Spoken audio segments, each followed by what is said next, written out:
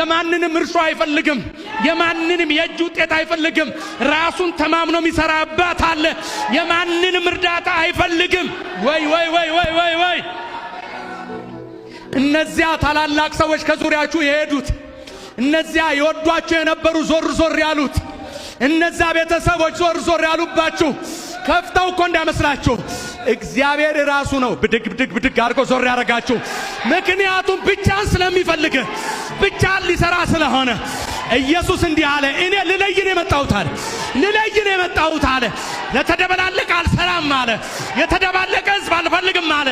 ሕዝቤን እለይና ራሴ እሰራዋለሁ አለ። ኧረ ጌታ ምንድነው የምትለው ስትለው እንዲህ ይላል፣ እኔ ነኝ እኔ ነኝ እኔ ነኝ እኔ ነኝ። እርግጠኛው እነግራችኋለሁ የብዙዎች ጥያቄ ተመልሶ ይወጣል ዛሬ። ለካ አንተ ነህ ብለህ ትሄዳለህ። እኔ እኮ እንትና መስለውኝ ነበረ። ለካ አንተ ነህ። ግድ የለም ይሄዱ በጊዜ ይመጣሉ። ግድ የለም ይሄዱ በጊዜ ይሰበሰባሉ። ለካ ብቻዬን ፈልገኸኝ ነው። ለካ ይሄን እንዳልፍበት ነው። ለካ ልትሰራኝ ነው። ለካ አቧራዬን ብቻዬን ልታራግፈው ነው።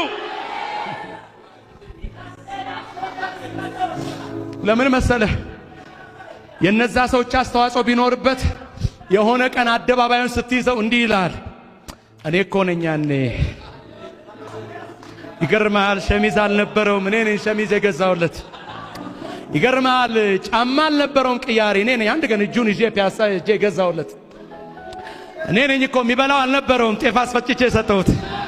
ይገርማል። 1 ሊትር ወተት ተከራይቼ ልጆቹን ያጠጣውለት እኔ ነኝ ይላል። አብ ግን ያው ልጁን ከፍሎልህ እኔ ነኝ ይልሃል።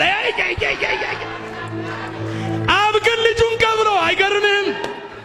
አብ ግን ታላቁን ኢየሱስን ከፍሎ አንድ ቀን በአደባባይ እኔ እኮ ነኝ ብሎ አያውቅም። ታውቃለህ?